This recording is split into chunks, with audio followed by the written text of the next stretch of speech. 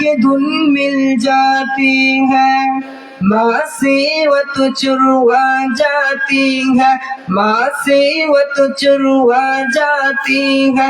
सोहबत अल्लाह वालों की अल्लाह से मिलवा जाती है, सोहबत अल्लाह वालों की, सोहबत अल्लाह वालों की अपने रंग दिखा जाती है।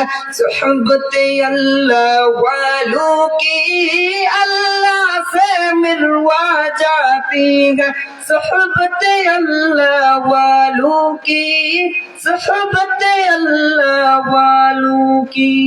अस्सलामु अलैकुम। মাশাআল্লাহ, মারহাবা। আল্লাহ তাআলা হাফেজ মুশাররফ হোসেনকে দ্বীনের জন্য কবুল করুক, সকলে পড়েন আমিন। সবার মনে একটু ঘুম এসে গেছে, হুজুর আমাদের সম্মুখে উপস্থিত। আমরা একটু সামনে আইগে বসি, পিছনে যারা আছে দাঁড়ায় আছি, আমরা প্যান্ডেলের ভিতরে চলে আসি। আমার সাথে একটু তাকবীর দেন, নারায়ে তাকবীর। হয় নাই, আরো জোরে কইতে হইব আল্লাহর নাম জোরে মুখ ভইরে, তাইলে আল্লাহ তাআলা খুশি হবেন। একজন নেতার নাম যখন মানুষে জোরে নেয়, স্লোগান দেয়, ভালো লাগে, কিন্তু এজন্য আল্লাহর নাম যত জোরে নিব আল্লাহ তাআলা খুশি হবেন। নারায়ে তাকবীর, নারায়ে তাকবীর। প্রধান বক্তার আগমন। মাশাআল্লাহ। এ পর্যায়ে আমাদের সম্মুখে আমাদের প্রধান আলোচক কোরআন ও হাদিস থেকে গুরুত্বপূর্ণ আলোচনা নিয়ে আসছেন মুফতি রেজাউল করিম মাহমুদী সাহেব। আমি হযরতকে কোরআন ও হাদিস থেকে গুরুত্বপূর্ণ আলোচনা শোনানোর জন্য সবিনয় অনুরোধ করছি। আসসালামু আলাইকুম ওয়া রাহমাতুল্লাহি ওয়া বারাকাতুহু।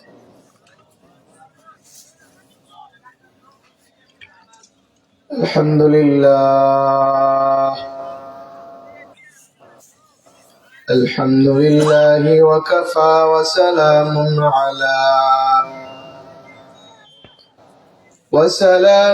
আলা ইবাদিহিল্লাযীনা ইসতাফা। أما بعد فأعوذ بالله من الشيطان الرجيم. بسم الله الرحمن الرحيم.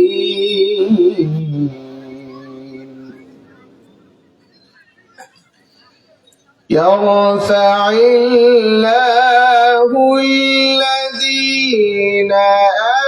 آمنوا منكم والذين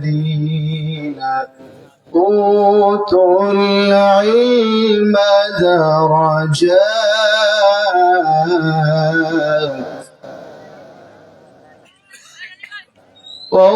والله بما تعملون خبير.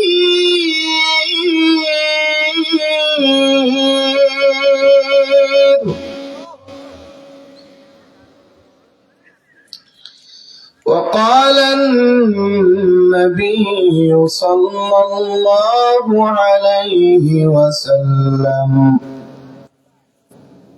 يقال لصاحب القرآن: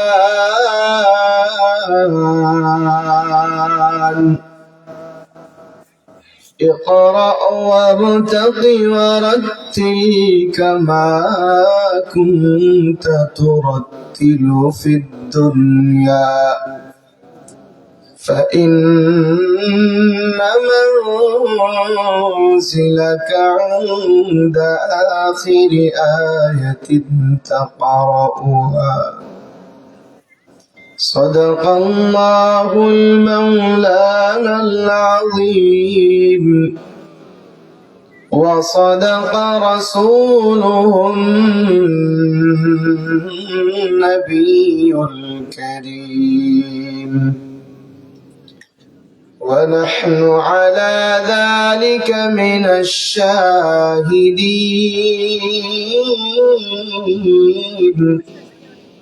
والشاكرين والذاكرين والحمد لله رب العالمين سبحانك لا علم لنا إلا ما علمتنا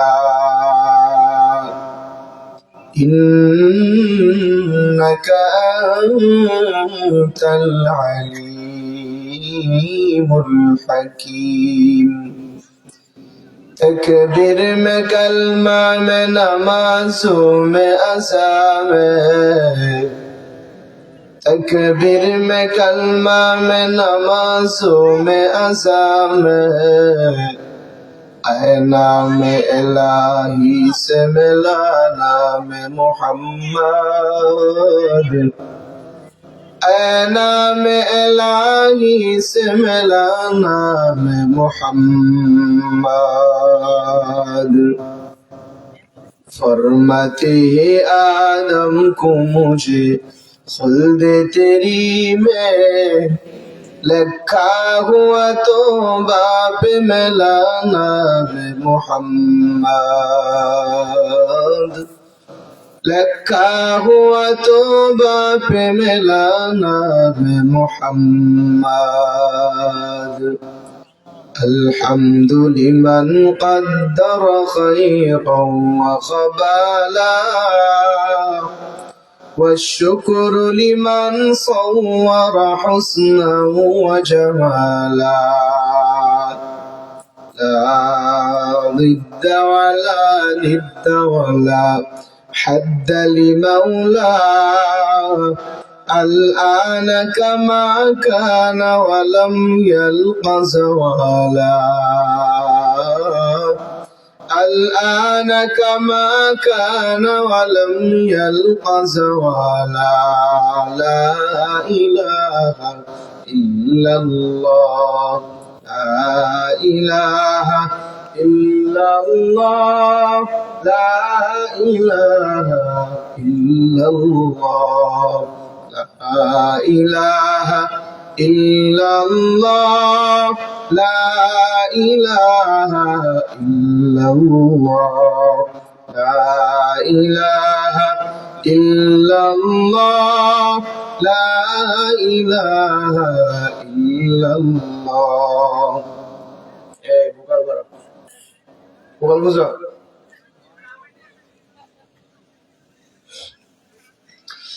لا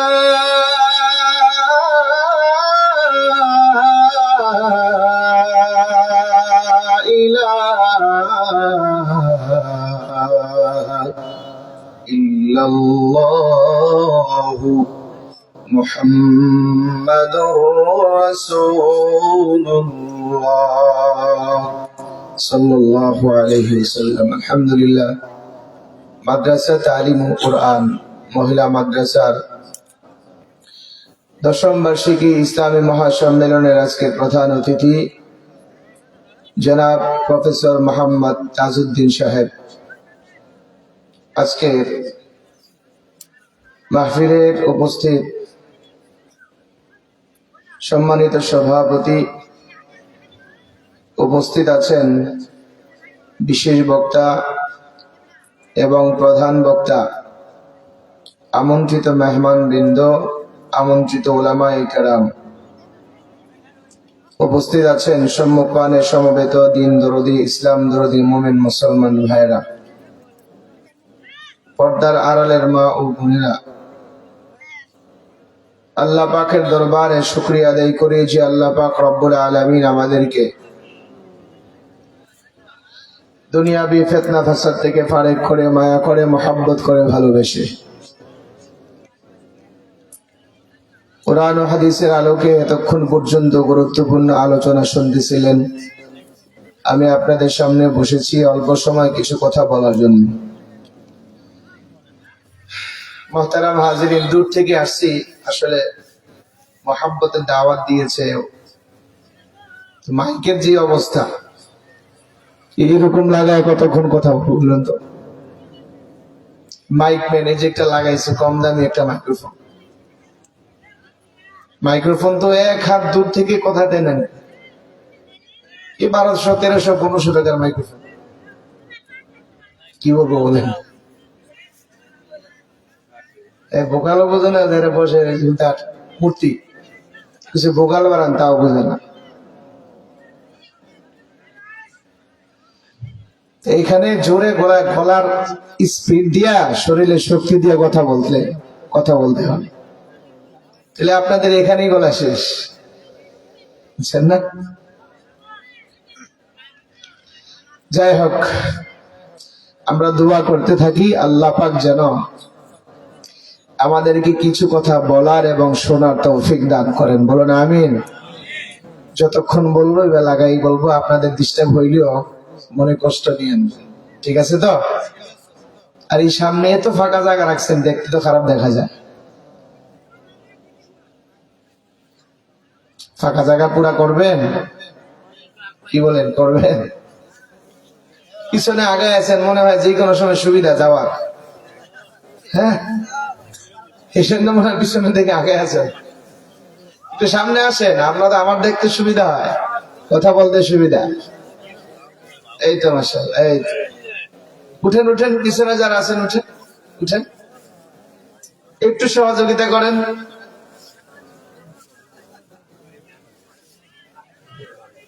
মাশাআল্লাহ মাশাআল্লাহ, বসলেই 2 মিনিট আবার গরম হয়ে যাবে।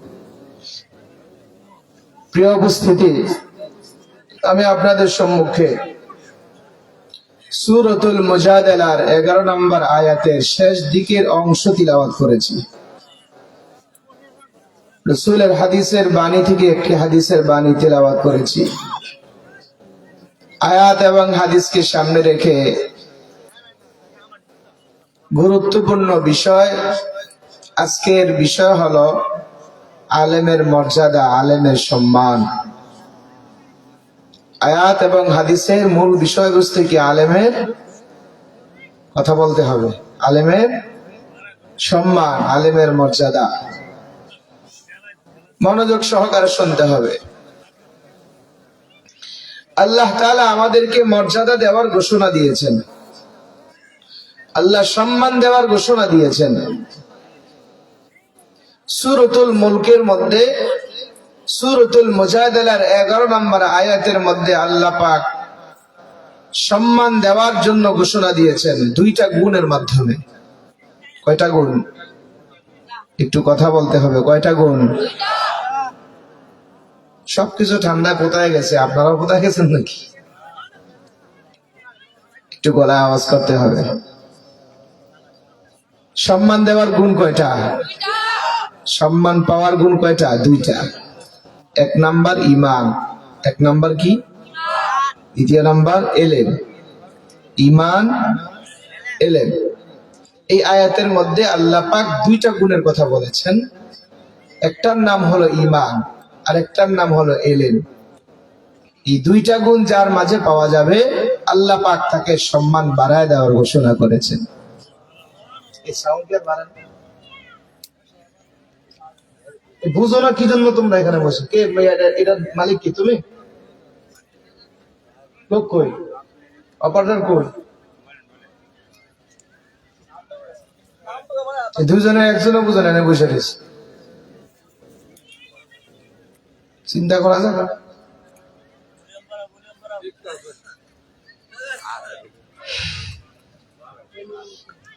এখন আমরা কিছু করলে হুজুরের ব্যবহার খারাপ, ঠিক না? ইউটিউবে দেখবেন ভাইরাল, হুজুরের ব্যবহার খারাপ। প্রিয় উপস্থিতি, আল্লাহ পাক রব্বুল আলামিন সম্মান বাড়ায়া দেওয়ার ঘোষণা দিয়েছেন। 1 নাম্বার ঈমান, 2 নাম্বার ইলম। ঈমান এবং ইলমের মাঝে সম্মান পাওয়া যাবে। সম্মান পাওয়ার অনেকগুলো লাইন আছে। দুনিয়াতে মানুষ অনেক কারণেই সম্মানিত হয়। জেনারেল লাইনে শিক্ষিত হইলেও সম্মানিত হয়। কেউ ইঞ্জিনিয়ার, কেউ ডাক্তার, কেউ অফিসার, কেউ বিসিএস ক্যাডার, এই শিক্ষা অর্জন করলেও মানুষ সম্মানিত হচ্ছে। কেউ বিজ্ঞানী, গবেষক, গবেষণা করতেছে, কেউ দার্শনিক, কেউ বুদ্ধিজীবী। যে যে লাইনে মেহনত করতেছে আল্লাহ পাক দুনিয়াতে তাদেরকে সম্মান দিচ্ছে। কিন্তু মনে রাখতে হবে এই জাগতিক এলেম এটা ক্ষণস্থায়ী। জাগতিক এলেম কি? ক্ষণস্থায়ী। আপনি ডাক্তার হবেন, এটার সম্মান মৃত্যুর আগ পর্যন্ত হইতে পাইতে পারেন। ইঞ্জিনিয়ার হবেন, অফিসার হবেন, বিসিএস ক্যাডার হবেন, দার্শনিক হবেন, বিজ্ঞানী হবেন, যা কিছু হবেন, আপনার এই ইলমের কারণে, এই শিক্ষার কারণে আপনাকে মৃত্যুর আগ পর্যন্ত হয়তো সম্মান দিতে পারে। কিন্তু আল্লাহ পাক রব্বুল আলামিনের এই না বুঝলে টিপিস না ভাই, যেমনা সেমনি থাক।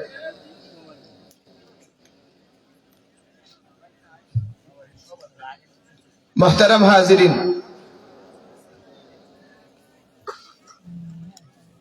দুনিয়ার শিক্ষাটা দুনিয়াতেই রয়ে যাবে, এটা কবরে গিয়ে কোনো কাজে আসবে না, মিজানে কাজে আসবে না, ফুলসিরাতে কাজে আসবে না।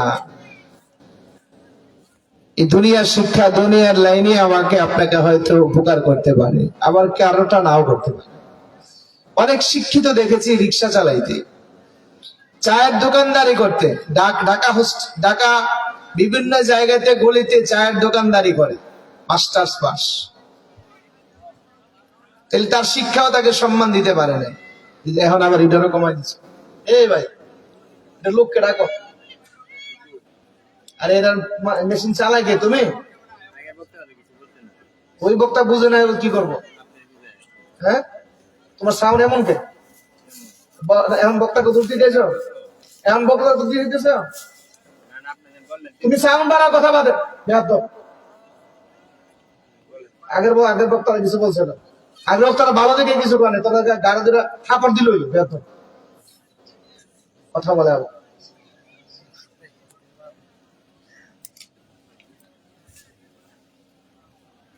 সাউন্ড বাড়াইতেছে কমাইতেছে, আগেরটা ঠিক রাখ।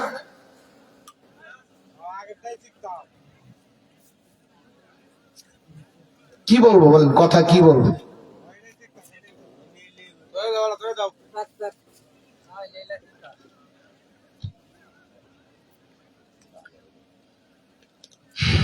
আল্লাহ, একটু জিকির করি। লা ইলাহা ইল্লাল্লাহ, লা ইলাহা ইল্লাল্লাহ, লা ইলাহা ইল্লাল্লাহ, লা ইলাহা ইল্লাল্লাহ, লা ইলাহা ইল্লাল্লাহ, লা ইলাহা ইল্লাল্লাহ, লা ইলাহা ইল্লাল্লাহ, লা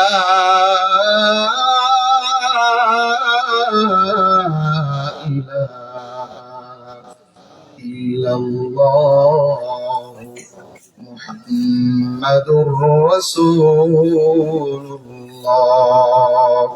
সাল্লাল্লাহু আলাইহি ওয়াসাল্লাম। মুহতারাম হাজিরিন, আল্লাহ পাক সম্মান বাড়ায় দিবেন। তবে শিক্ষাটা দুনিয়াতে যদি শিক্ষিত আমি হই, এই শিক্ষার গুণে শিক্ষা আল্লাহ পাক দান করে, তবে এই শিক্ষাটা হলো ক্ষণস্থায়ী। আর আখিরাতের শিক্ষা হলো চিরস্থায়ী।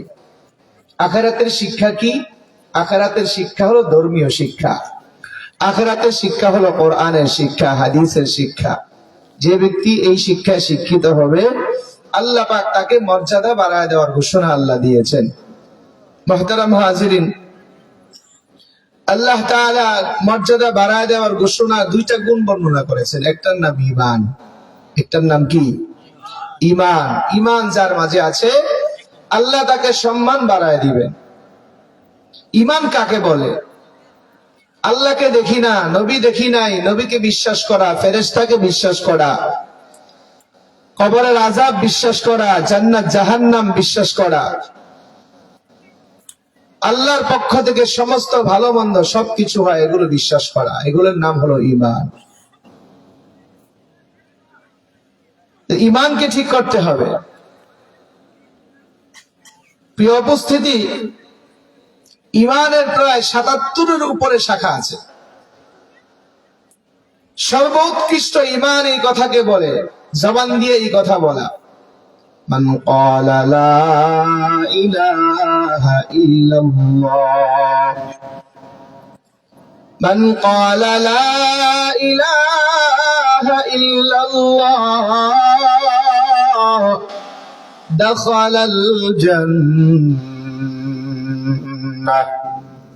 পয়গম্বর বলেন, যে ব্যক্তি এই কথা জবান দিয়া বলবে, লা ইলাহা ইল্লাল্লাহ, আল্লাহ ছাড়া অন্য কোন মাবুদ নাই, জনাবে মুহাম্মাদুর রাসূলুল্লাহ সাল্লাল্লাহু আলাইহি ওয়াসাল্লাম আল্লাহ পাকের রাসূল, এই কথা জবান দিয়া বলা।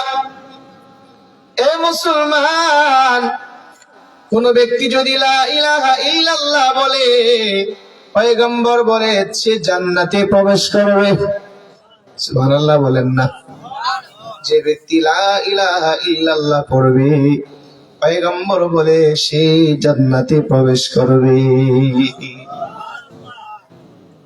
এ মুসলমান, লা ইলাহা ইল্লাল্লাহ এটা আবার জিকির।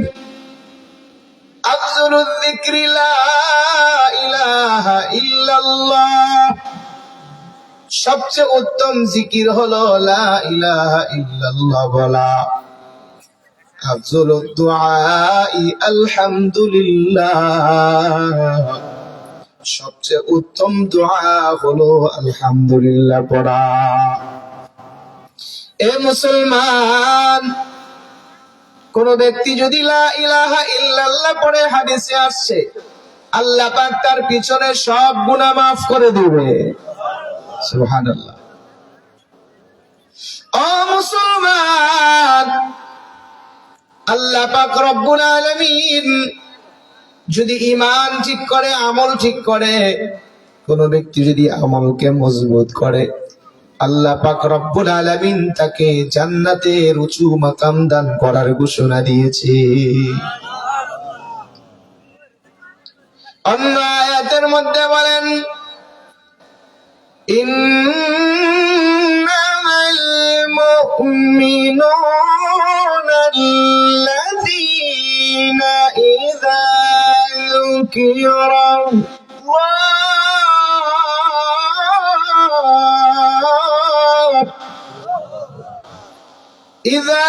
ذكر الله وجلت قلوبهم وإذا تليت عليهم آياته زادتهم إيمانا وعلى ربهم يتوكلون।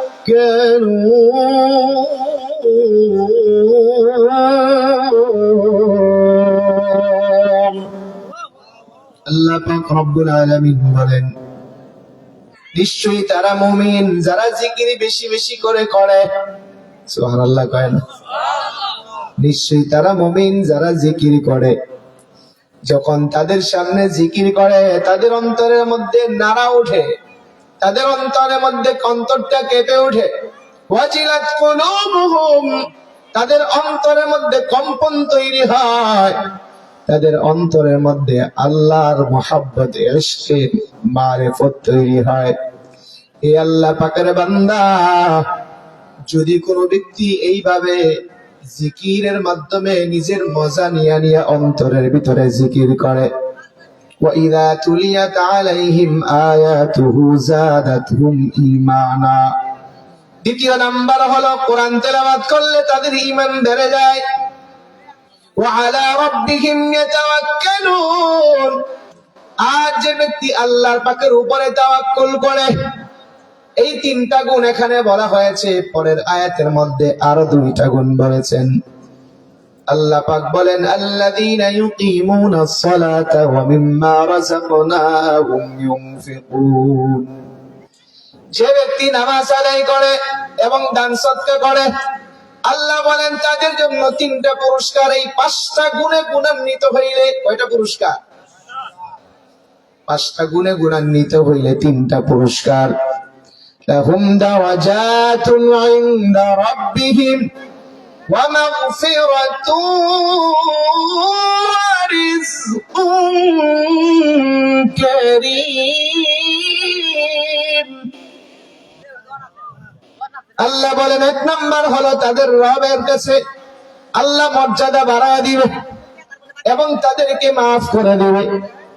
দ্বিতীয় নাম্বার হলো আল্লাহ পাক তাদেরকে সম্মানিত রিজিক দান করবে। যে কথা বলতেছিলাম,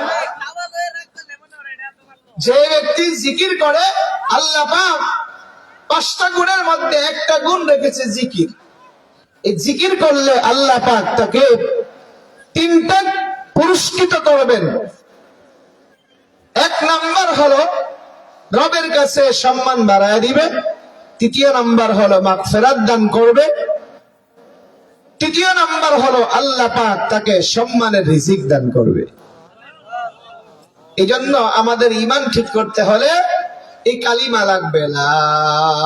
পড়েন লা ইলাহা ইল্লাল্লাহ, লা ইলাহা ইল্লাল্লাহ, মুহাম্মাদুর রাসূলুল্লাহ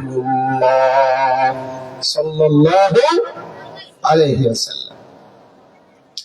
আগের বক্তাকে কষ্ট দিছে, ওরা কিছু কয় নাই, ওরা আমি পেয়েছি, এটা দোষ।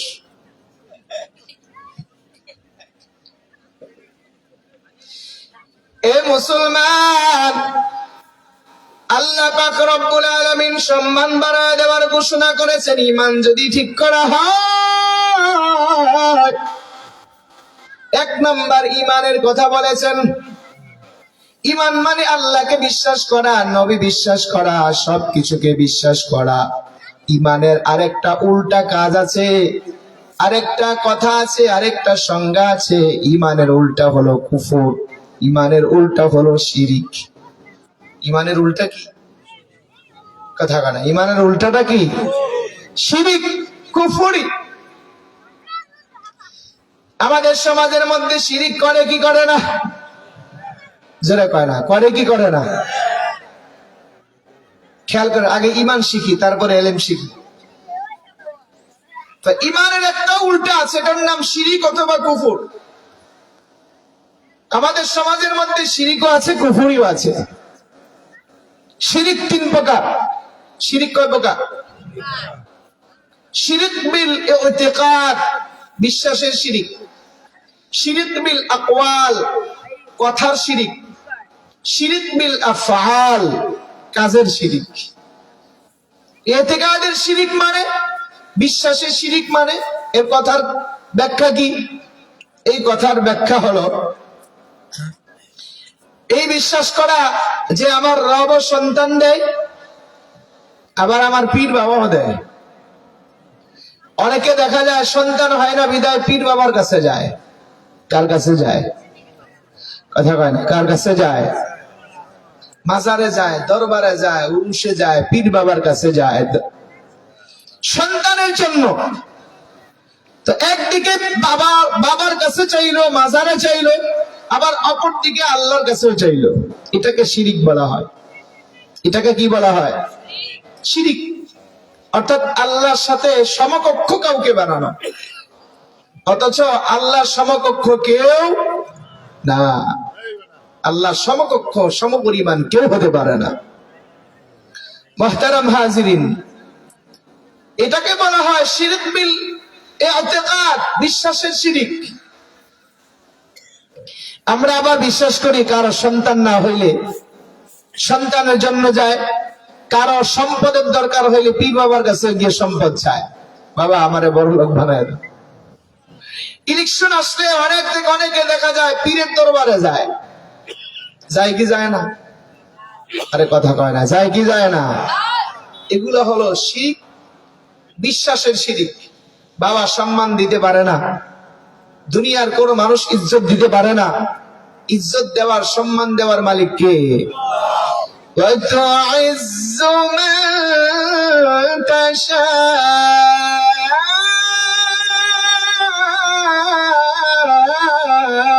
وَتُذِلُّ مَن تَشَاءُ بِيَدِكَ الْخَيْرُ إنك على كل شيء قدير।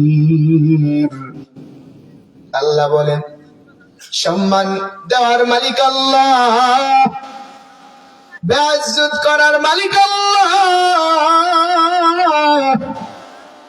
এ মুসলমান, যাকে আল্লাহ চায় সম্মান দেয়, যাকে চায় তাকে বেইজ্জতি করে। এ মুসলমান, সম্মান দেওয়ার মালিক কিন্তু দুনিয়ার কোন বাবারা না, দুনিয়ার পীর বাবা না। মাজারে গজারে গিয়া তুমি সেখানে সম্মান পাইবা না। সম্মান দেওয়ার মালিক একমাত্র আল্লাহ। ঠিক না বেটি? অনেকে মাজারে যায় সন্তানের জন্য, অনেকে সম্পদের জন্য যায়। এ মুসলমান, মাজারে গিয়া সন্তান পাওয়া যায় না, সম্পদ পাওয়া যায় না। সন্তানের জন্য যদি মাজারে গিয়া পীর বাবার কাছে গিয়া সন্তান পাওয়া যাইত, আমাদের পূর্বে অনেক নবী রাসূলদের এমন ঘটনা দেখেছি, বৃদ্ধ অবস্থায় হয়ে গেছে কিন্তু সন্তান হয় নাই। ইব্রাহিম আলাইহিস সালাতু ওয়াস সালাম, তিনি বৃদ্ধ হয়ে গেছেন, চুলদাড়ি পেকে গেছে, শরীরে শক্তি কমে গেছে। আল্লাহ পাকের কাছে হাত তুলিয়া দোয়া করে, আল্লাহ আমার তো একজন সন্তান হইল না, আমি যে আমার পরবর্তীতে দ্বীনের দাওয়াত দেওয়ার জন্য একজন ওয়ারিস রাইখা যাব, আমি তো এমন একজন কাউকে পাইলাম না, আমার সন্তান একজনও পাইলাম না। আয় আল্লাহ, আপনি যদি আমাকে একজন সন্তান দান করতেন, আমার দায়িত্বটা, আমার দ্বীনের কাজগুলো আমার সন্তান করতে পারত। হাত তুলিয়া রবের কাছে দোয়া করছে, রব্বি হাবলি মিনাস সালিহিন।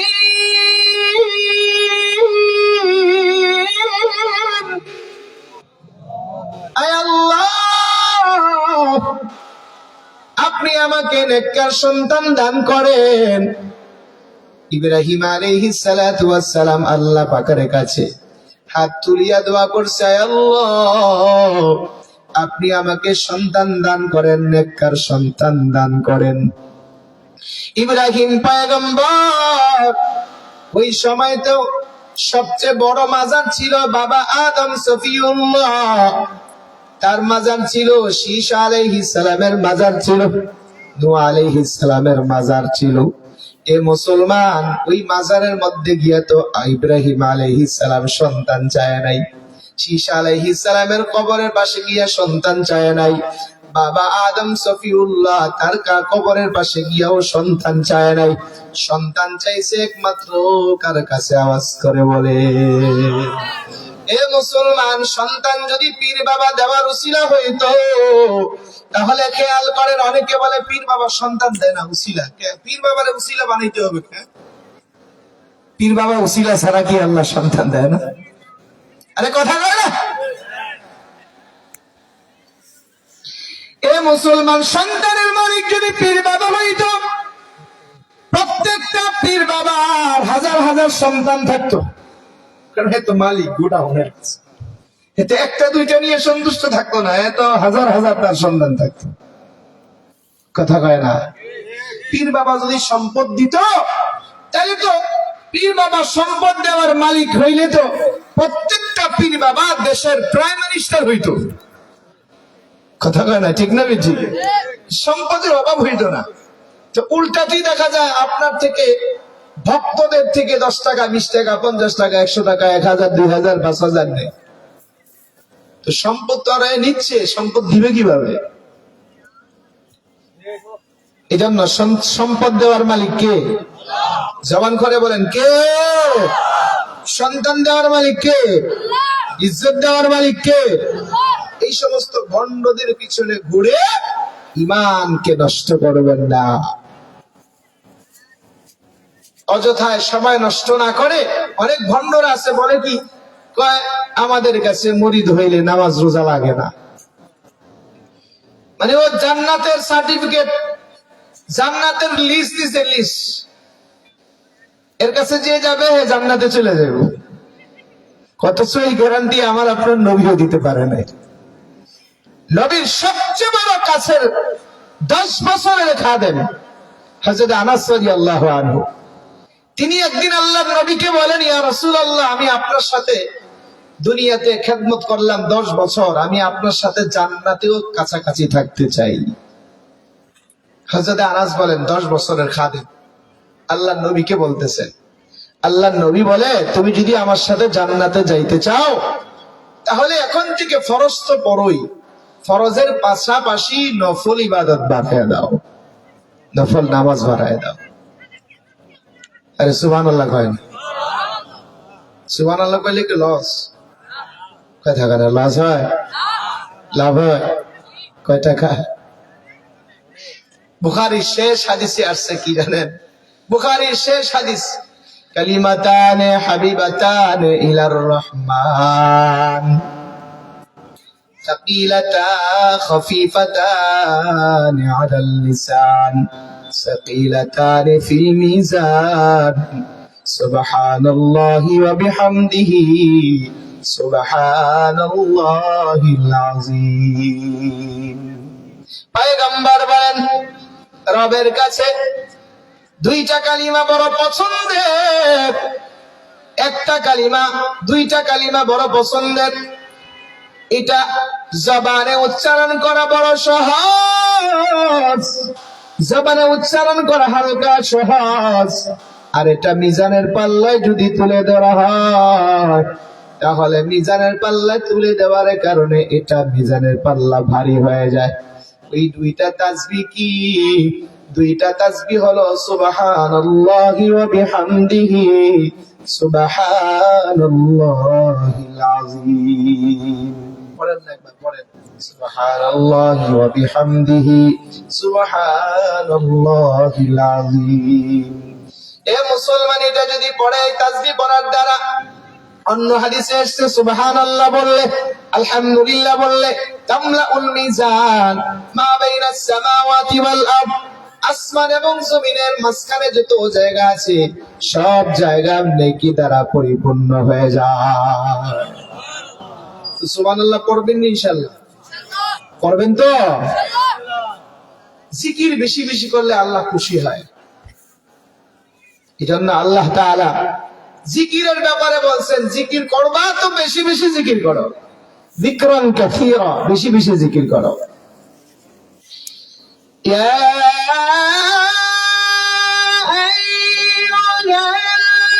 আইয়ুহাল্লাযীনা আমানু যকুরুল্লাহা যিকরান কাসীরা وسبحوا بكرة وأصيلا। আল্লাহ পাক রব্বুল আলামিন বলেন, এ ঈমানদাররা, তোমরা জিকির বেশি বেশি করো।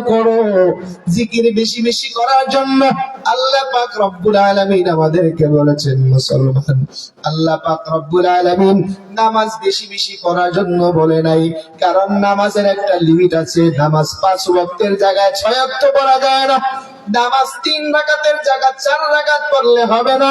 তো নামাজের একটা লিমিট আছে।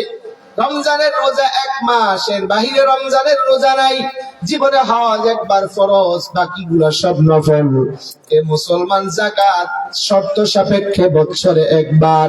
এইভাবে আল্লাহ পাক রব্বুল আলামিন সমস্ত ইবাদতকে আল্লাহ তাআলা একটা লিমিট করে দিয়েছেন। কিন্তু জিকিরের ব্যাপারে কোনো লিমিট নাই, আনলিমিটেড জিকির করো। আল্লাহ বলে যিকরান কাসীরা, জিকির বেশি বেশি করে করো। এই মুসলমানের জন্য হাঁটতেও জিকির, চলতেও জিকির, উঠতেও জিকির, বসতেও জিকির, শুয়েও জিকির। জবান তো বন্ধ আছে, জবান তো কোনো কাজ নাই, জবান দিয়ে জিকির করেন। জবানে যদি জিকির না থাকে, জবানে অন্য কিছু উঠে যাবে, গালিগালাজ উঠে যাবে, গীবত শিকায়েত উঠে যাবে, জবানের ভিতরে বিভিন্ন মানুষের ফাহেসা আলোচনা উঠে যাবে। এই মুসলমানের জন্য জবান দিয়ে বেশি বেশি জিকির করেন। যে কথা বলতেছিলাম, আল্লাহ পাক রব্বুল আলামিন দুনিয়ার ভিতরে সম্মান দেওয়ার মালিক একমাত্র আল্লাহ, ইজ্জত দেওয়ার মালিক আল্লাহ, সন্তান দেওয়ার মালিক আল্লাহ। এ মুসলমান, ইমানকে ঠিক করবার জন্য ইতিকাদ বিশ্বাসের শিরিক থেকে মুক্ত থাকতে হবে। আরেকটা শিরিক হলো মুখে কথা বলার শিরিক। কথা বলার সময় কিছু শিরিক হয়ে যায়। এই মুসলমান ঘর থেকে বের হয়েছেন, কুচুট খেয়ে পড়ে গিয়েছেন। এখন আপনার চিন্তা হলো, হায় রে, কার জানি চেহারা দেখে বের হয়েছিলাম। এমন কথা বলে কি বলে না? আরে আজকের সফর, আজকের যাত্রা শুভ হবে না, বাধা এসে গেছে। এই যে বিশ্বাস, এই যে জবানের কথা, এগুলাকে বলা হয় কি? কথার শিরিক। আরেকটা হলো কাজের শিরিক। এটা কাজের শিরিক মানে আল্লাহকে সেজদা দেওয়া, পীর বাবাকেও সেজদা দেওয়া। আল্লাহকেও সেজদা দেয়, পীর বাবারে সেজদা দেয়। এমন লোক আছে না নাই? কথা পায় না, আছে না নাই? মাজারে গিয়া সেজদা দেয়, পীর বাবারে সেজদা দেয়, দরবারে গিয়া সেজদা দেয়। এ মুসলমান, এটা হলো শয়তানের কাজ, শয়তানের প্রতিজ্ঞা। আদমকে সেজদা করতে পারে নাই, করে নাই, এজন্য বিতাড়িত হয়েছে। শয়তানের একটা প্রতিজ্ঞা ছিল, সেজদা নিয়ে যেহেতু আমি বিতাড়িত হইলাম, জাহান্নামে হইলাম, আসমান থেকে বের করে দেওয়া হলো, তাহলে এই সেজদা নিয়েই যেহেতু আমি এত কিছু হইল আমার সাথে, তাহলে আদম সন্তানকে আমি সিজদার কারণেই তাদেরকে জাহান্নামে আমি আমার সাথে নিয়ে যাব। এজন্য আদম সন্তানদেরকে, মুসলমানদেরকে, মানুষদেরকে কারো কেউ কে সিজদা করায়, মন্দিরে সিজদা করায়, কারামের সামনে সিজদা করায়, কালিমার সামনে সিজদা করায়, দরবারে, আবার কারো দরবারে পীর বাবার কাছে সিজদা করায়। কেউ বট গাছকে সিজদা করে, কেউ তুলসী পাতার গাছকে সিজদা করে। এ মুসলমানের দল আবার কেউ আগুনে সিজদা করে, কেউ সূর্যের পূজা করে, কেউ চন্দ্রের পূজা করে। এ মুসলমান, সিজদা একমাত্র করতে হবে কাকে? যেটা বলে না, কাকে?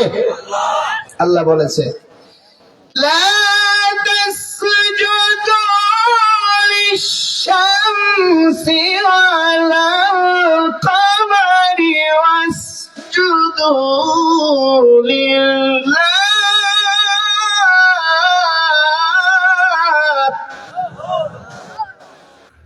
আল্লাহ বলেন, চাঁদ সূর্যকে সিজদা করবা না, সিজদা করবা একমাত্র কাকে? যারা বলে না, কাকে? যারা আল্লাহকে সিজদা করে না, এরাই মাজারে, এরাই পীর বাবার কাছে, এরাই দরবারে গিয়ে সিজদা করে। ঠিক না? ঠিক। যারা মসজিদে সিজদা দেওয়ার জন্য যায় না, এরাই আলতু ফালতু জায়গায় সিজদা দেয়। আল্লাহ আমাদের সকলকে নামাজি বানায় দেন, বলুন আমিন। আল্লাহ আমাদের সকলকে একমাত্র মহান রবকে সিজদাকারী বানায় দেন, বলুন আমিন। এ মুসলমান, 5 ওয়াক্ত নামাজ পড়ার দরকার আছে না? কার কার নাই হাত তোলেন। নামাজ দরকার না, বুঝছে না? হেরা কি বুঝছে?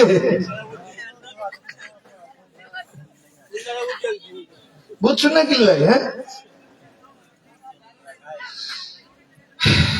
মনোযোগ সহকারে বয়ান শুনতে হবে, তাহলে বুঝা যায়। এক বন্ধু আরেক বন্ধুর সাথে সাক্ষাৎ, কি রে কেমন আছো? কই বেশি ভালো না। কই কি হয়েছে? কয়েকদিন আগে তোমার ভাবি সিজার হইতে গিয়ে মারা গেছে। তো এই রোগটা বড় খারাপ রোগ, এই রোগে আমার বাবা কয়েকদিন আগে মারা গেছে। এমন বুঝা বুঝলে হবে কথা, এমন বোঝা বুঝলে হবে। এ মুসলমানের দল, ইমানকে ঠিক করো। ইমান যদি ঠিক করো, কথার শিরিক করা যাবে না, কাজের শিরিক, সিজদা আল্লাহকে ছাড়া অন্য কাউকে দেওয়া যাবে না, বিশ্বাসের শিরিক করা যাবে না, পীর বাবাকে বিশ্বাস করা যাবে না। সন্তান দেয় পীর বাবা, টাকা দেয় পীর বাবা, ইজ্জত দেয় পীর বাবা, এমন বিশ্বাস করলে ইমান আছে না গেছে? একমাত্র এই বিশ্বাস করবো কাকে? আর উরুস মরুজ হইলে মাঝে মাঝে ওখানে যাওয়া যাবে, কি কয় যাওয়া যাবে? গান বাদ্য হইলে তো এনে যাওয়া বেশি জরুরি, কি ঠিক না বেঠিক? আরে গান বাদ্য তো শয়তানের রাস্তা না। কার রাস্তা না? কথা কয় না, কার রাস্তা না? শয়তানের রাস্তা না। শয়তানের বাক্স, শয়তানের ফ্যাক্টরি গান বাদ্যের মাধ্যমে তৈরি হয়। আর যারা গান শুনে এরা তো খুব ভদ্র মানুষ, কানে ইয়ারফোন লাগাইয়া মাশাআল্লাহ রাস্তা দিয়ে ডানেও তাকান না বামেও তাকান, এ অন্য জগতে আছে। ভদ্র মানুষ না? না, গান শুনলে অন্তরের ভিতরে শয়তানের ওয়াসওয়াসা তৈরি হয়, আর তিলাওয়াত শুনলে অন্তর পরিষ্কার হয়, ওয়াজ নসিহত শুনলে অন্তর নরম হয়। কথা কয় না, ঠিক না বেঠিক? গান বাদ্য শুনবো? কি শুনবো? ড্যান্সের গান, এন্ডে কিশোরের গান, কার গান? হ্যাঁ, বাউল সরকারের, আবুল সরকারের। আল্লাহ হেফাজত করেন, বলুন আমিন। আল্লাহ সহি বুঝদান করেন, বলুন আমিন। সম্মান পাওয়ার জন্য ইমান ঠিক করতে হবে, ঠিক না বেঠিক? ইমান ঠিক না করলে সম্মান কব, আপনার এই সম্মান কাজে আসবে না। এ মুসলমানের দল, এই জন্য এই কোরআন যদি একজন হিন্দু ও কোরআনের পণ্ডিত হয়, ইহুদি নাসারাও যদি হয়, আর যদি ইমান না থাকে, কোরআন শিখলেও কবরে কাজে আসবে না। এই জন্য কোরআন শেখার আগে ইমান ঠিক করতে হবে, ঠিক না বেঠিক? আগে ইমান। সম্মান পাইতে হলে কি লাগবে? এরপরে আপনি কোরআন শিখেন, হাদিস শিখেন, তার অনুযায়ী আমল করেন, কবরেও সম্মান আছে, মিজানেও আছে, ফুলসিরাতেও আছে, জান্নাতেও আছে। এ আল্লাহ পাকের বান্দা, দুনিয়ার শিক্ষা কোনো কাজে আসবে না। মৃত্যুবরণ করার সাথে সাথে আপনার সম্মান শেষ। আপনার বয়স যদি দেখা যায়, বর্তমান সরকারি স্কেল কত বছর? কত বছর চাকরি করা যায় সরকারি? 33 না 30? 27, 30, 32, আচ্ছা এর বেশি না, ধরুন 35। বিভিন্ন সেক্টরে বিভিন্ন হয়তো কম বেশি হতে পারে, সর্বোচ্চ ধরেন 35। এরপরে মেয়াদ শেষ, তারপরে আপনার শিক্ষার ভ্যালুও নাই, সরকারি কোনো চাকরি পাবেন না। এটা মৃত্যুর আগেই তো বোঝা যায় যে আপনার শিক্ষার ভ্যালু দুনিয়াতে শেষ হয়ে গেছে। এখন চাইলেও আপনি সরকারি ভাবে কোনো চাকরি আর নিতে পারবেন না। এ আল্লাহ পাকের বান্দা, এই শিক্ষা আপনাকে কবরে জিজ্ঞাসা করবে না তুমি কি ইঞ্জিনিয়ার, তুমি কি ডাক্তার, তুমি কি অফিসার, কবরে এগুলো জিজ্ঞাসা করবে না। এই মুসলমানের দল, কবরে একমাত্র জিজ্ঞাসা করবে তোমার সাথে নেক আমল আছে কিনা। কি জিজ্ঞাসা করবে? নেক আমল আছে কিনা, অন্য কিছু জিজ্ঞাসা করবে না। এ মুসলমানের দল, আল্লাহ পাক রব্বুল আলামিন মানুষকে ইলমের কারণে সম্মানিত করবেন। কবরে কি জিজ্ঞাসা, এগুলো পরে জানতেছি, খেয়াল করেন। এর আগে দুনিয়াতেও সম্মানিত হয়, যেমন জেনারেল লাইনে শিক্ষিত হইলে দুনিয়ার মধ্যে মানুষ সম্মানিত হয়, কোরআনের শিক্ষা শিক্ষিত হইলেও, ধর্মীয় শিক্ষা শিক্ষিত হইলেও আল্লাহ পাক তাকেও দুনিয়ার লাইনে সম্মানিত করে। সুবহানাল্লাহ পড়বেন না? একটা দৃষ্টান্ত দিব, খেয়াল করেন। দুনিয়ার সবচেয়ে সুন্দর মানুষের একজন নাম বলেন তো দেখি। দুনিয়ার সবচেয়ে সুন্দর মানুষের নাম বলতে পারবেন? ইউসুফ আলাইহিস সালাম, একজনে বলছে। মাশাআল্লাহ।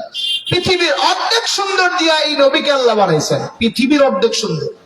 মানুষের না, পৃথিবীতে যত সুন্দর হইতে পারে সব সুন্দরের অর্ধেক পৃথিবীকে দিয়েছে, আর বাকি অর্ধেক ইউসুফ আলাইহিস সালামকে দিয়েছে। এই ইউসুফ নবীকে দেখা মিশরের মেয়েরা টাসকি লেগে তাকিয়েছিল, আশ্চর্য হয়ে গিয়েছিল, হ্যাঁ এত সুন্দর মানুষ জীবনও তো দেখি নাই। আল্লাহ তাদের সেই কথা বাচন ভঙ্গি এইভাবে কোরআনের মধ্যে বর্ণনা করেছেন। মা হাযা বাশারান ইন হাযা ইল্লা মালাকুন কারীম।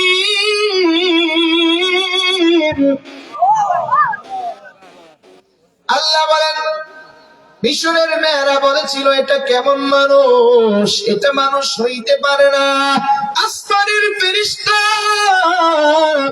এত সুন্দর মানুষ কিভাবে হয়? আল্লাহ পাক রব্বুল আলামিন এত সুন্দর করিয়া ইউসুফ পয়গম্বরকে বানাইছে।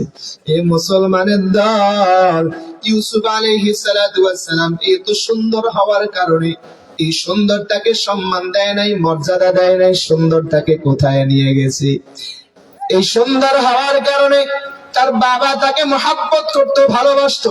ভাইদের মধ্যে সবচেয়ে বেশি সুন্দর, অপরদিকে নম্র ভদ্র। আবার ইয়াকুব নবী, তিনি জানতেন ইউসুফ ভবিষ্যতে একজন নবী হবে।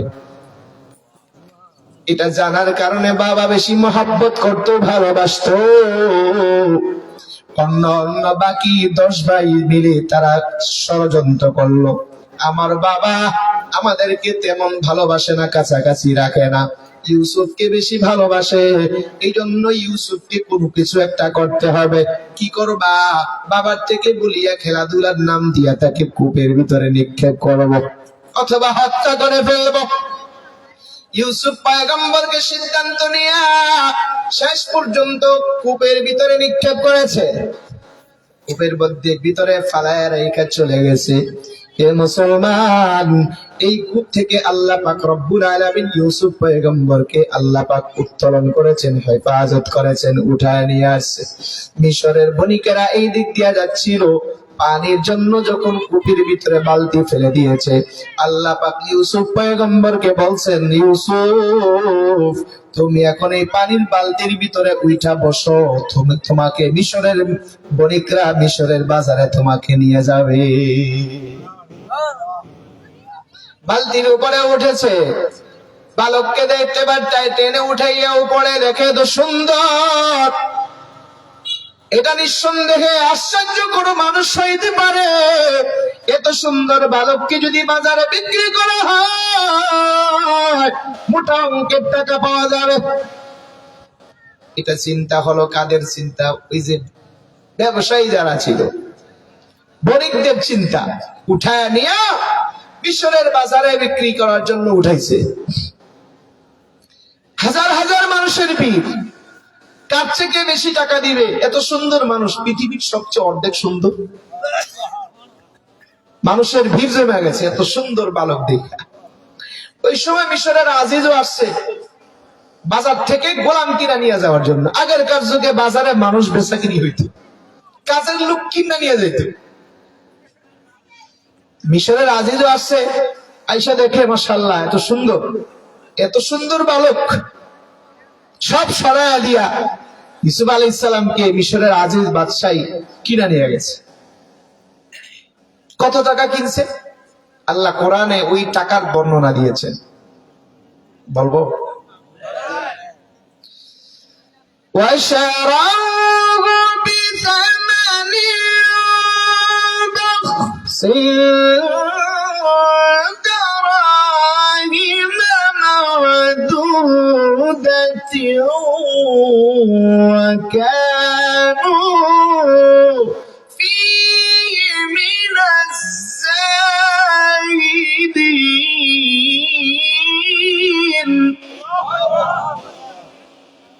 আল্লাহ বলেন দারাহিমা মা'দুদা, হাতে গোনা কয়েক টাকা, মাত্র কয়েকটা পয়সা।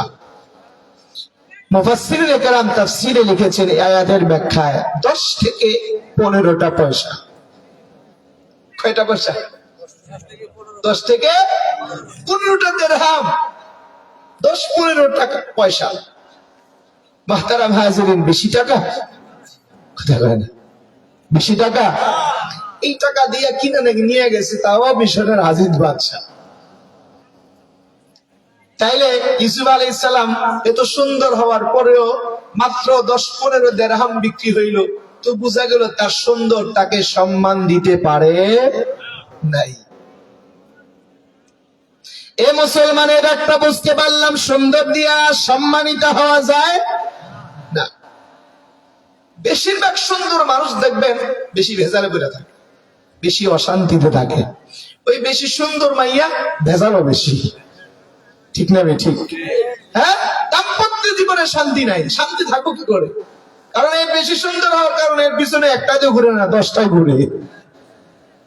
এই জন্য কোনো দিক থেকেই শান্তি পায় না। পুরুষ একখান দেখতে একবারে মাশাআল্লাহ, এই জন্য এর পিছনে কয়েক মাইয়া সিরিয়াল লেগে থাকে, শেষ পর্যন্ত কোনোটার থেকেই শান্তি পায় না, ঠিক না? ঠিক। তো সুন্দর মানুষের শান্তি কপালে কম, যদি তাকওয়ালা, আল্লাহওয়ালা, পরহেজগার, আল্লাহ ভীরু না হয়। মুহতারাম হাজিরিন, ইউসুফ আলাইহিস সালাম সুন্দর হয়েছে, বাকি সুন্দরে সম্মানিত হয় নাই। এক তো সুন্দরের কারণে কূপে নিক্ষিপ্ত হয়েছে, দ্বিতীয় সুন্দর মাত্র কয়েক টাকা বিক্রি হয়েছে। তৃতীয় নাম্বার, ইউসুফ আলাইহিস সালামকে যখন বাজারের থেকে বাড়িতে উঠায় নিয়ে গেল মিশরের আজিজের দরবারে, জুলাইখাকে নিয়ে বলল, জুলাইখা, তুমি তো সন্তান, এই যে দেখো কত সুন্দর বালক, তোমার জন্য এই সন্তানটা নিয়ে আসছি, তুমি একে লালন পালন করে বড় করো, তোমার সন্তান মনে করে। জুলাইখা খুশি হয়ে গেছে ইউসুফ আলাইহিস সালামকে দেখে, লালন পালন করা শুরু করছে। বড় লালন পালন করতে করতে যখন যুবক যৌবনে পদার্পণ করেছেন, সুদর্শন চেহারা, একেবারে টকটকে যুবকে যখন পরিণত হয়েছে, জুলাইখা এবার তার অন্তরের ভিতরে নিজের লালিত সন্তানের প্রতি, পালিত সন্তানের প্রতি এখন প্রেম জমে গেছে, মনে মনে ভালোবাসে। জুলাইখা ইউসুফকে তার প্রেমের কথা, প্রেমের প্রস্তাব দেওয়ার জন্য বাড়ির নির্জন কক্ষে বাদীর মাধ্যমে ডাকায় নিয়ে গেছে যে তোমারে ম্যাডাম ডাকে। আর বাড়ির যে কাজের লোক বাদীদেরকে শিখাই দিছে, বাহির থেকে 7টা যে কোঠা আছে, কোঠার বাহির থেকে তালা মারবি, ভিতর থেকেও মারবি, যাতে ইউসুফ আজকে না পালায় যেতে পারে, বাহির থেকে কেউ না আসতে পারে। নির্জন কক্ষে নিয়ে যাওয়ার পরে জুলাইখা আবার বলতেছে, ইউসুফ, আমি তোমারে মন থেকে ভালোবাসি। ইউসুফ আলাইহিস সালাম তো নবী, তো আল্লাহর বন্ধু, কারণ তাদের অন্তরের ভিতরে তো গুনাহের কোনো আকর্ষণ নাই, তারা পবিত্র, মাসুম, নিষ্পাপ। ইউসুফ আলাইহিস সালাম লজ্জার মাথা অবনত করে ফেলেছে, আর আল্লাহর কাছে মনে মনে সাহায্য চাচ্ছে, আল্লাহ, এই জেলখানা থেকে, এখান থেকে বের করার একমাত্র শক্তি আপনার, আমার কোনো শক্তি নাই। আমি দরজাও ভাঙতে পারবো না, তালাও ভাঙতে পারবো না, দেউর দিয়েও কোনো ফায়দা হবে না। আল্লাহ, আপনি যদি আমাকে হেফাজত করেন, আমি এখান থেকে বাঁচতে পারবো, এছাড়া যেভাবে আমরা এখানে আটকেছে, আমি আর এখান থেকে ছুটতে পারবো না। এই চিন্তা করিয়া ইউসুফ আলাইহিস সালাম এবার তিনি চিন্তা করলেন, আল্লাহ, আমার কাজ আমি করি, আপনার কাজ আপনি করেন, আমি দরজার দিকে দৌড় দিয়ে আপনি খোলার ব্যবস্থা করেন। সুবহানাল্লাহ। ইউসুফ আলাইহিস সালাম চিন্তা করিয়া দরজার দিকে দিছে দৌড়। দরজার কাছাকাছি যাইতে না যাইতে প্রথম দরজা একেবারে ভেঙ্গে, তালা ভেঙ্গে দরজা টাস করে খুলে গেছে। সুবহানাল্লাহ। মনে হয় 2-4 জন বলছে, সবাই একসাথে বলেন না সুবহানাল্লাহ। তাইলে চেষ্টা করলে সফলতা আসে কি আসে না? আমাদের কাজ চেষ্টা করা, আমাদের কাজ কি করা? জোরে বলেন, আমাদের কাজ কি করা? চেষ্টা করা। সফল দান করবে কে? আল্লাহ কোরআনে বলছেন, বান্দা তুমি চেষ্টা করো, সফলতা আমি দিব। والذين جاهدوا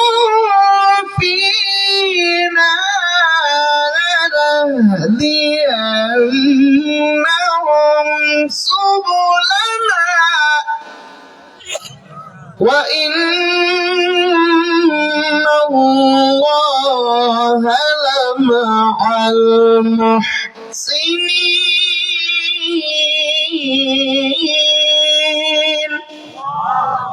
আল্লাহ বলেন আল্লাযীনা জাহাদু, যারা চেষ্টা করে সাধনা করে আল্লাহ পাকের রাস্তায় চলার জন্য, আল্লাহ পাক রব্বুল আলামিন তাদের জন্য ওই রাস্তা সহজ করে দেয়।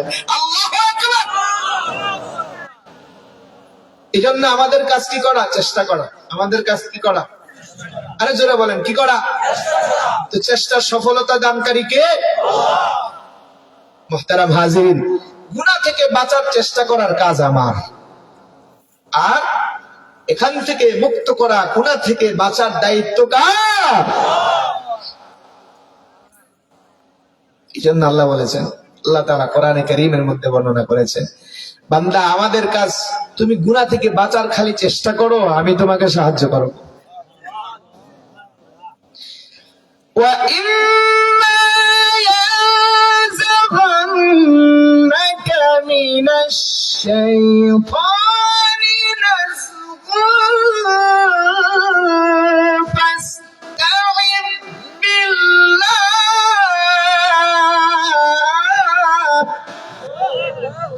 ইন্নাহু হুয়াস সামিউল আলীম। আল্লাহ পাক রব্বুল আলামিন বলেন, এ বান্দা তুমি শয়তানের প্ররোচনা থেকে বাঁচার চেষ্টা করো।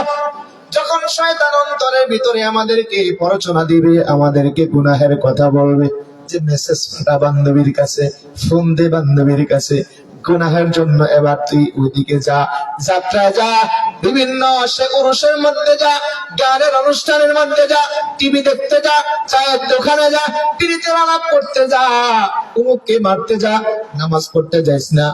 এইভাবে যখন অন্তরের ভিতরে আমাদের গুনাহের কথা শয়তান স্মরণ করায় দিবে, ওই সময় যদি কোনো বান্দা আল্লাহ পাকের কাছে সাহায্য চায়, আল্লাহ পাক রব্বুল আলামিন তাকে সাহায্য করবে। আল্লাহ বলেন ফাস্তাইয বিল্লাহ, তুমি আল্লাহর কাছে সাহায্য চাও। এইজন্য গুনাহের কথা অন্তরে স্মরণ হইলে, গুনাহের কথা অন্তরে আসলে বলতে হবে আস্তাগফিরুল্লাহ। কি বলতে হবে? জোরে বলেন, কি বলতে হবে? যখন দেখবেন পীড়িত বেশি ঠেলা মারছে, তখন বলবেন কি? যুবক ভাইরা, কি বলবা?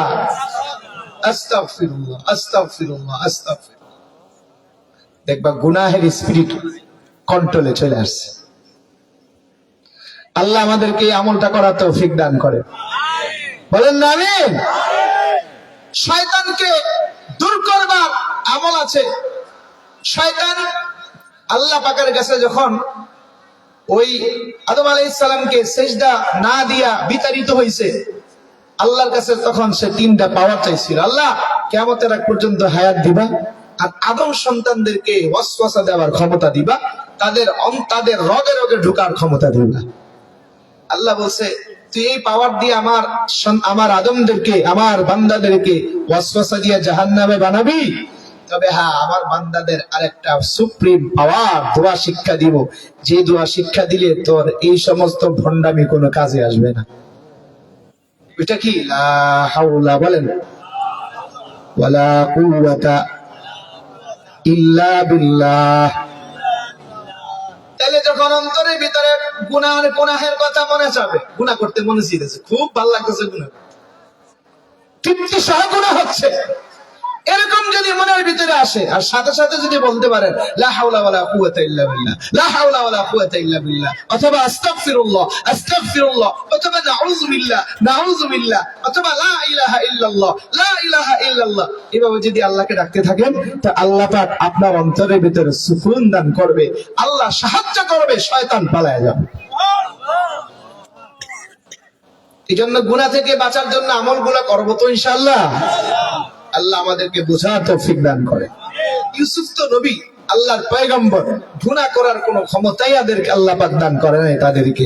আল্লাহ তাআলা মানবিক যে একটা চাহিদা দিয়েছেন, এটাও কন্ট্রোল করবার মতো আল্লাহ পাকের নিজের হাতে আল্লাহ সেই দায়িত্ব নিয়েছেন। আল্লাহ কোরআনে কারীমের মধ্যে সূরা ইউসুফে আল্লাহ বর্ণনা করেছেন 13 পারার প্রথম আয়াত, ওয়ামা উবারিহু নাফসি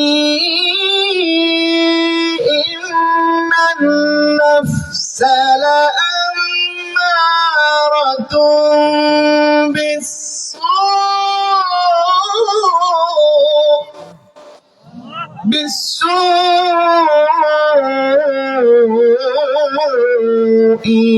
إلا ما رحم ربي إن ربي